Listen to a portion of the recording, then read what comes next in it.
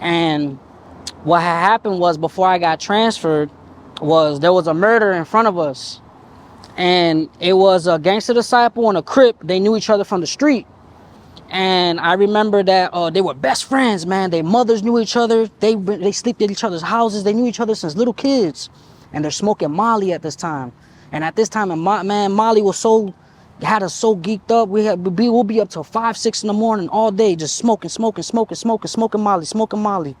Well, sometimes the Molly comes with meth and ice. And so I remember the Crip, he ended up gooking out. He ended up twacking out, and he stabbed his homeboy, man, freaking out. So there was a head of the G's in that dorm. His name was and I remember, man, this guy, I look in his eyes and I see the demon. He was a killer. He did not play. And I remember he took control of the situation, and he was like, he stabbed you? And he's like, yeah, man, but he's my brother from the street, man. He was like, I don't give a damn. He's like, ain't nobody gonna stab a gangster and get away with it. So he was like, you either gonna stab him or you gonna get stabbed. So the gangster disciple ended up checking in for the love he had for his friend, man. He did not want to stab him. He ended up checking in. He went under the protective custody. But the white boy who was a Crip, it wasn't going nowhere. And he said these exact words, and those words brought, man, they bit him. He said, man, y'all gonna have to kill me if y'all want to get me from around here. And I remember, I'll never forget it. They were like, oh yeah, we gotta kill you? And I remember they went to their lockers and they packed up their stuff and they wrapped themselves up with the canteen bags. And I remember they had the biggest knives in the dorm, real sharp and heavy duty. And I remember, man, they went after him and they got a group of him and they kept hitting him and hitting him and hitting him and hitting him. And we're all sitting on our racks and we're watching this. And I remember, like, I seen a few stabbings already, but it's another thing when you see somebody just gruesomely just murdering. It's like, boom, you're like, I was like, oh my God. They just kept going and going, stabbing him. The man said, I feel my life leaving my body. And he was just so, like, just dead limp. And I remember, man, they kept stabbing him. They left him under the chest table and there was blood everywhere. And they locked us down, man. And when they locked us down, there was a murder in our dorm. That was the first murder I ever witnessed in front of me in my whole life. And mind you, at that point in time, I had my own demons. I was psycho too. I thought I was about that life. Man, that put me in check. I was on bunk check. Nobody got off their bunks, witnessing a soul leave from their body. So now, you know, we get shook down, whatnot. And we had a little thing going on. And it was the Bloods across from us and all the Latinos over here. And there was a nieta named Flaco, a Latin syndicate named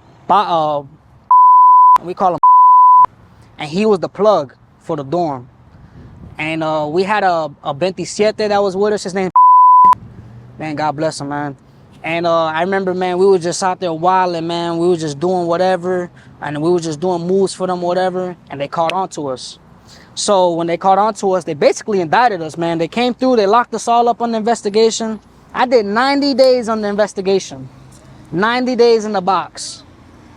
I was 180 pounds when I went in. I got out the box 160 pounds. My homeboy saw me. He was a Haitian. And he was like, damn, boy, you look like you got the shits. Talking about AIDS, I looked sick. I couldn't eat the food. They kept feeding me rat patty, none but nasty beans, and cabbage. That's all they kept giving us.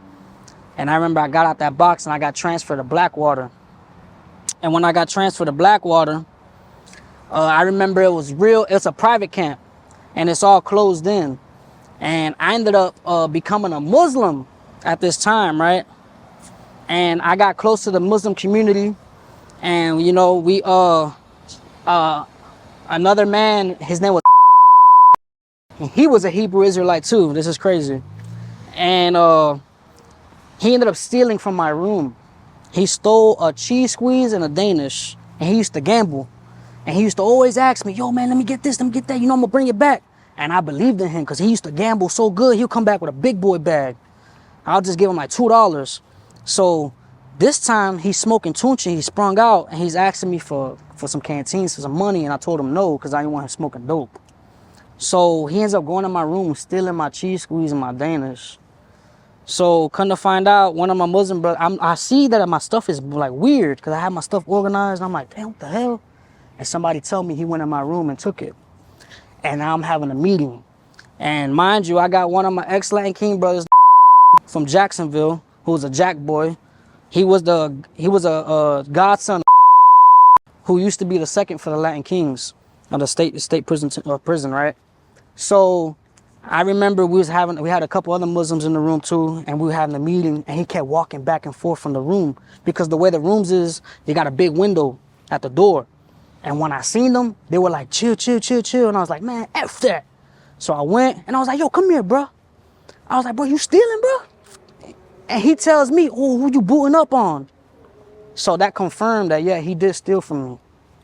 So, you know, we had a few words, and then the Latin King dude was like, hey, man, y'all rapping too much. Start gridding. So we went to gridding. Boom. We start fighting. Bam, bam, bam, bam. I remember I punched him so hard, his head hit the wall. Boom. And he hit me back too now.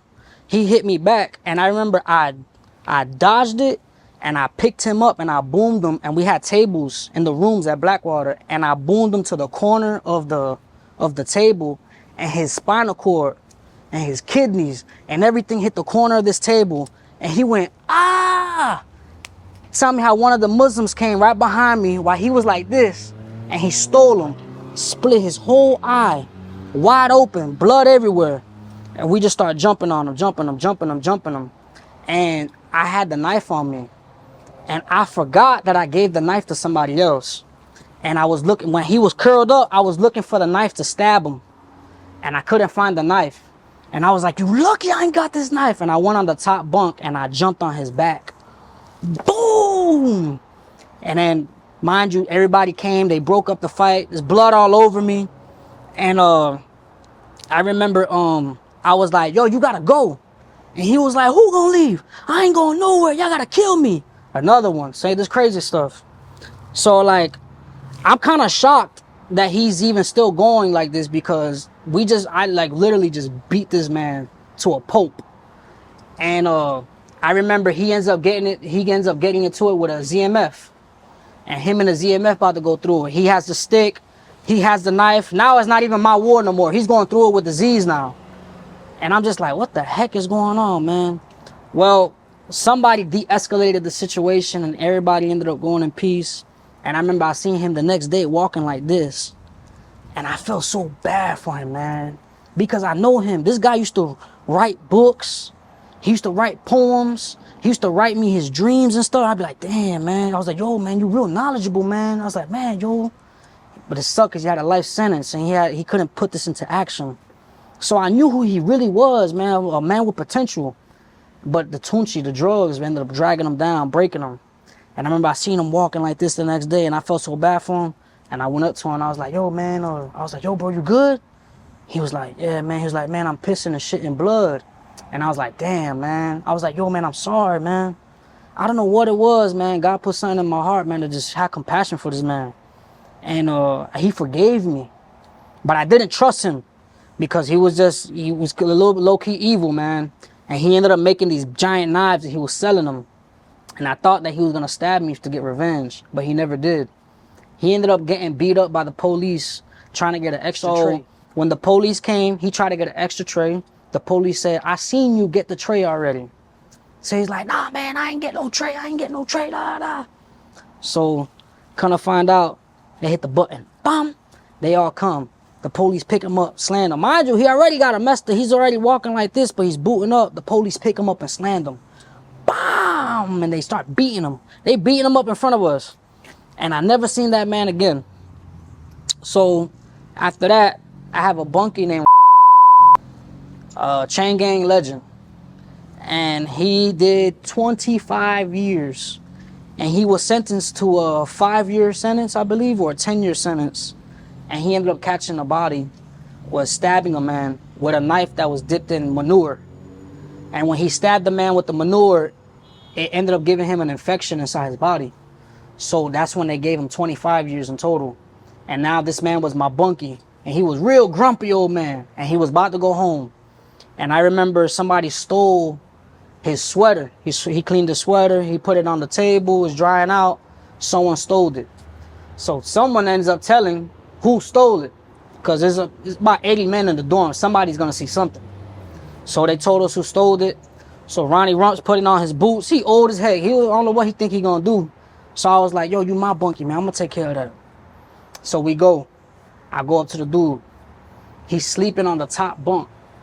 And me and my brother go in there. And he drags the dude off the bunk from his feet. The dude falls. Go slaps him in his face. Boom! And the dude's like, oh, hell no. And we're like, oh, you want to boot up? We went to beating him up. Bum, bum, bum, bum. And he was like, man, I'm sorry, man. I'm sorry. So he had a friend that was associated with him, right? So after that, we were like, get on the door. He packed his stuff. He left. So after that, we seen the next guy that was associated with him with this, right? So we were like, oh, you like stealing, huh? So he's like, nah, man, that wasn't me, man. That was him. So we beat him up in there. Bum, bum, bum. I remember we were slapping him up. We didn't even beat him up. I remember we were just slapping him. And we slapped him. We were like, you like stealing? Bum, bum. And his homeboy came, right? And his homeboy was like, what's going on? What's going on? Like, he was ready to boot up. And we were like, this nigga stealing. And whoever with him gonna get it too. And when he seen the pressure that was coming off of us, that it was for real, he was like, oh, you stealing? Hell nah. He ended up beating up his friend, man. He beat up his own friend on the toilet, and he was just covered up. He went to beating him up. I remember I packed up the dude's mat. I threw it out the door. And I remember I was standing by the stairs with a knife. And I was like, yo, you gonna check in? I remember he went up to the officer, and he was like, man, I can't live here no more. And he was like, the officer said, why? He was like, man, I can't live here no more. And I remember I was like, he like to steal, man, and he ain't living in here no more. Then I remember the officer seeing how serious I was. I wasn't even playing. And the officer looked at me and looked at him. He was like, man, you stupid, man. You trying to get yourself killed? He's like, come on, man. And he took him, he put him under protective custody. I never seen that man ever again. Now, mind you, after that, I get moved to Open Bay. And at this time, I'm real. I buy a jack. And I'm on Molly, too. And the man that sold me this jack told me, he said, boy, you're going to be seeing demons. And I never understood what he meant. Now, mind you, now I'm a target. I got this dang cell phone, man. But I had a good little crew with me that was going to make sure that ain't nothing happened, you know what I'm saying? But I had a friend named... I'll never forget him. He has about 23 years to do. And there was a Crip named...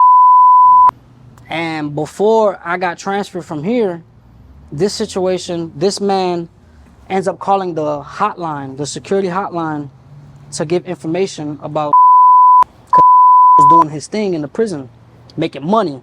He was bringing a bomb. He was making money. He had cell phones. We were hacking tablets. Man, we were doing it all. I'm talking about he charged me $50 to hack my tablet. I was putting movies on there, porn on there. And we were selling our tablets, you know, renting it out for $3 for 15 minutes, $5 for like 25 minutes, and so on. So I remember that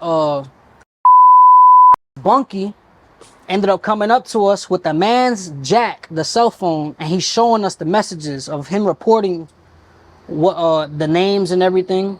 And it wasn't just reported. And I remember came up to me, he was like, bro, this man called the hotline on me, man. And I was like, what? Now, mind you, these two men are supposed to be like this, homeboys, brothers. But it was always an envy between them because one makes more money than the other. And he was like, man, what do I do?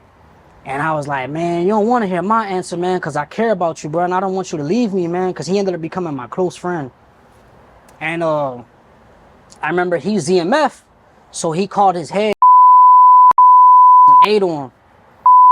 Like, man, handle your business. So sure enough, he's smoking Tunchi. He twacks out on the bed. My bro gives him a knife. And when he got the knife, I remember he stabbed him in his sleep. He stabbed him in his face and his arms and his chest. He was like, boom, boom, boom, boom, boom, boom, boom, and up. Like, oh. And he was bleeding. And he couldn't believe that he just got stabbed. I remember he was holding his face and everybody was just like watching. And me and another Muslim brother, his name, we were gonna rob him for his phone. But the situation escalated so crazy that I didn't even make a move. I just let everything play out. And because I saw when he put the phone inside his pocket, so I was like, damn, I'm not gonna be able to get that phone like that. It's gonna be a little bit hard, cause this man's pretty big. So I just let everything play it out. And the white boy, he had a white boy who was like his little maid, man. And he was like, go get my knife. And the white boy goes inside the trash can and get this sharp black knife. I don't know where he got this thing from, man. It looked like a blade from the street. You could tell that this knife in for this man, yo. And I remember already threw his knife away, thinking that the police was gonna come. The police did not come at all. That's how scared. There were short staff in Blackwater, so there was like no officers. And we had a female officer, old lady. Man, she was so scared she didn't know what to do. And when they noticed that the officers weren't coming, all hell broke loose, man. Chasing this man with a knife, and he's trying to stab him. This man has the trash can blocking everything. And the police finally came, man, and got them to calm down. They ended up locking them, going to the box. So me and another ZMF dude, we ended up getting mad at the white boy. The white boy's still there, and he's trying to pack up. And we's like, bro, you get that man a knife to stab our brother? So he's like, oh man, I don't, BAM! Man, we just started wailing that dude, man. I remember I grabbed his tablet and I broke his tablet. We put him on the door. We beat that man up so bad, and we put him on the door, man. He ended up telling on us, and they never came and locked us up or nothing. And I ended up getting strung out on ice for 2 weeks. My Latin King brother told me, he was like, I'll give you 350s for $25 of this ice. He's like, you could flip it and make your money back double. So I was like, all right. I was like, hell yeah, all right, yeah. I was the barber at the time. I was in barber class. Now, mind you, man, my seat was lit. We had everybody coming in the barber class. So I ended up doing the ice. And I remember I got hooked on it. I did it for 2 weeks straight. I did not sleep. I was seeing things. And I remember a female officer came up to me, and she was telling me something that she was like, I don't care how crazy you is. She was like, yo, she was like, I'm gonna spray you. And I told her, I was like, lady, you spray me? I was like, I'm telling you, don't spray me. And I'm already geeked up, and she's messing with a ZMF dude. And I remember he ended up going home already. I remember he's the runaround too for the dorm. So he ended up, he's like, bro, what's up, bro? Why you messing with my bitch? Da, da. And I was like, man, I don't care about none of that, man. What's up? And they all came after me. And I had this big, long ice pick. So I remember I was just standing there. They ain't never come do nothing to me. They called the officers. I could see through the window that they all coming. I go to the toilet. I flush the ice pick. And when I flushed the ice pick, they ended up taking me to the hallway, and they put me in the box. And while I'm in the box, they put me in the room with a punk. Now, mind you, this punk knows it's from Tampa, and he knew my baby mama. So he called him. So he's like, oh man, before I'm even going in there, I'm walking up the stairs, and everybody's like, hey man, they got a sissy in that room, man. They got a sissy in that room. So I'm just like, y'all chill, man. I know how to handle the situation. I'm gonna get him out the room. So kind of find out, he's like, yeah, I know your baby mama, I know your sister, because I have twins. So he tells me he knows my kids too, and I'm like, what? So he had a Bible in there, and he's struggling with fighting the demon of this of homosexuality. So, man, mind you, I'm in this stage where I'm in darkness. And I remember I was just like, man, God don't like that, man. That's abomination, man. I was like, it's not good, da. But he's praying and stuff, and he's trying to, you know what I'm saying? And then we was in there for 2 days. And I remember he ended up going through a psycho moment, man. I wake up out my sleep, and he's just sitting there. And he tells me, it's going to be okay, Danny. It's going to be okay. And I was like, what? And he's like, I'm just not comfortable with this. So now I start thinking crazy. I'm like, yo, what this dude got going on, man? This dude crazy? What the hell? So he's just like, this ain't gonna work out. This ain't gonna work out. So I'm just like, yo, Sky, yo, what's up with you, man? Chill out, yo, chill. So he was like, I just need to be in the room by myself. I was like, all right, so you tell the officer you need to get out the room, because I ain't going nowhere. So I remember he went to the officer. The officer was walking by. He bangs on the window, bam, bam, bam. And he's like, hey, I need to move out this room. So the officer looks in the room with the flashlight. He's like, you ain't going nowhere. He's like, beat each other up. So I jump off the bunk. I was like, yeah, I already know what to do. So I jump off the bunk, and when he see me jump off the bunk, he goes back to the door, and he's like, please let me out, please, I don't want him to hurt me, though. I kind of felt bad for him, so I was like, listen, man, just bicycle kick the door, keep kicking the door, and they're gonna move us out the room. This man flooded the cell, put the sheets inside the toilet, flooded the cell. They ended up moving us. They moved me out the room. So come to find out, I get put on loaf for a week. And I don't know if y'all know what loaf is, but loaf is like this mushed up food, man. Just nasty, just nastiness, nasty. Corn with the beans and the cornbread with the greens, and it's just nasty, man. And they leave it in the fridge for months and months. It just stays frozen for months and months and months in the kitchen. So I remember they served me that, and I was like, man, what the F is this, man? And they were like, hey, man, that man said that you tried to kick him out the room, man, that you harmed him. I said, what?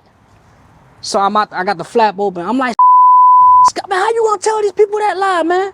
What the hell? Now I'm put on straight. He's like, I didn't say that. I was like, golly, man. So I had to wear it. So now I get transferred to they transferred me back to I went to home CI. And when I went to home CI, man, I remember when I got there, off rip, the Latin Kings knew that I got there, right? And this is a completely different environment, completely different compound. And it's brothers that I never seen here before. And for some reason, man, God was transforming my life in the box. And I kept reading the Bible. And I just kept submitting, repenting to the Lord. And I was just asking him to forgive me for everything I've done. And I got clean. I wasn't doing no more drugs. And I'm back on grind mode again. I'm a lion stepping again on the compound. So now when I get back, a Latin King comes up to me. He's like, you Danny boy? And I was like, yeah. He's like, your dad a Latin King? I said, yeah. He's like, yeah, they were just talking about you up front, man. He was like, you straight. And I was like, all right. And I ignored him, and I went to reading my Bible. I kept reading my Bible. And I remember, man, I don't know what happened, man, but I ended up growing tight with this dude, man. His name was He got a life sentence. He's fighting his case right now. And all it took was that one hit of marijuana, and I was back into the drugs, man. Suboxone, ice, Molly, Tunchi, weed, buck. If you don't know what buck is alcohol in the prison system that we make with fruits and sugar. And man, I was just on everything, man. I'm talking about, and I owed so much money, and man, I was just embarrassing myself, man. And I remember that I kept on money, and I had a dream that I got stabbed in my neck. So I get paranoid. So now I'm paranoid of what's going on or whatever. And I'm in a re-entry dorm. And while I'm in this re-entry dorm, the Muslims are trying to help me bounce back. But they couldn't, man. I just didn't feel nothing with that, man. They couldn't help me. You know, so they shunned me again. And I ended up getting moved to another dorm. And the head of the Kings was in that dorm. His name was and he was by himself. But he knows me very well. He know of me. And I ended up growing attached to this man. And he embraced me. And he was like, whatever you did out there, stay out there. He's like, in here, we stick together. And you're going to get clean. And I was like, all right. And I had a chance, man, to bounce back and clean my face. And I did. He helped me pay my debts. I went to working out again. And out of nowhere, man, I kid you not, they say it's good luck when a bird shit on you. A bird shitted on me, man, on the way to child, man, and ended up transferring. I got transferred at 3 in the morning. Out of nowhere, 3 in the morning, transfer. And I was asking God, I said, God, please get me out of this compound. I was like, I don't want to be here no more. People getting stabbed left and right. Brothers stabbing brothers. It was never no gang war there. It was always nation against itself. And they were just cleaning house. That's what they were doing, cleaning house. Getting rid of the people that were no good. And there was a guy who was a Latin King for a very, very long time. He was from New York. He was bloodline. And he never liked the KMC movement with the Latin Kings, man. So he always felt like he had his own rules and regulations to follow. But he ended up backstabbing the wrong Latin King. And I remember he ended up telling me, he was like, man, he came up to me one day, he was on ice. And he was like, yo, you lucky you ain't a king no more, man. He was like, I'll finish you. I remember I looked at him, And in my head, I knew I could devour this dude, man. But I was like, man, I ain't even gonna do it to him, man. I ignored him. And tell me how this man ends up stealing from his brother and got sliced in the face, $150. Mind you, he's from New York, so a slice in the face means that you a snitch. So, oh my God, I know it's killing him to this day to have a scar on his face like that. So he ended up getting taken out of the picture. And I remember my bunkie was the head of the Unforgivens. His name was He's a real cool, humble dude, man.